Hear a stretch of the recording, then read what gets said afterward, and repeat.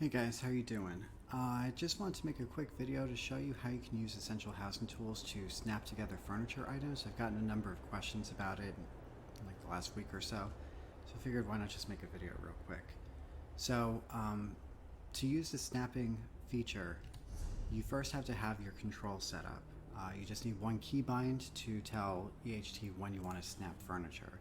So if you go to Controls, Key Bindings, and scroll down to where is this here? Just under Housing Editor, you should see Essential Housing Tools section. And here you've got a Snap Furniture Items. I've just bound it to Y, but you can use any key you would like. But that's the key you're going to use to snap items together. So if I just place some items here, I'm going to use this shortcut from EHT, place all the items, and I will deselect them so you don't have to do any of that, just if you have items placed. As you place your furniture, so I'm going to create, I don't know, stairs or something like that. If you place an item next to another item and then target it and hit your snap keybind, so I'm going to hit Y, it'll just snap the item as close as the hitbox allows to the item nearest to it.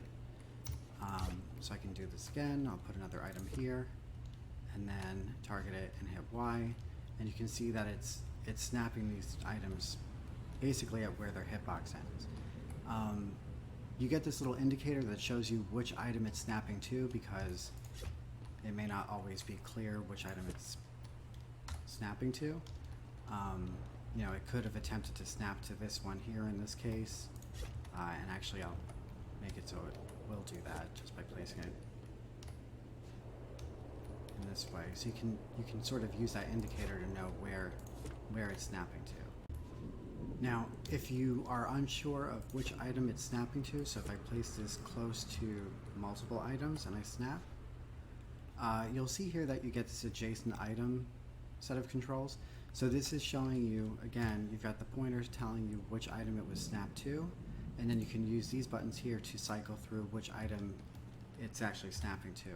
In this case, snapping to either one would leave it in the same position, which then brings us to the alignment control. So once you make sure that it's snapping to the correct item, if you've got a lot of items close to each other, you can then use the alignment controls to cycle through the various ways in which they can be snapped together.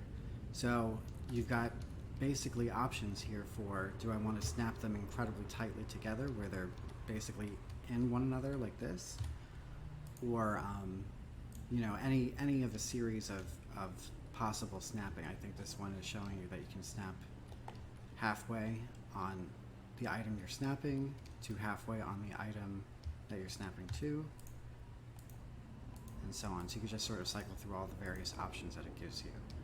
But it always tries to snap to the one closest to where you've put the item before you try to snap it. So if I snap it here, you'll see that it's positioning it so that the outer edge of this item is touching the outer edge of the item it's snapping to. It's because I had it placed very close to this type of position initially. So you can use that to sort of control you know, which position it's going to pick, or it'll try to pick the best one for you, I guess is what I should say. Now you can also adjust it with these margin buttons here. So along any of the three axes, you can sort of shift an item along, you know, to create additional space if you want like a little margin there,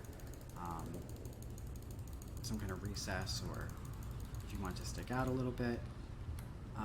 So that just gives you a little more fine control without having to pick up the item again and move it, and maybe it gets out of whack by doing that manually, so you can sort of do it automatically with this. So I hope that helps. Let me know if you guys have any questions, and otherwise have a great day. Thanks, bye.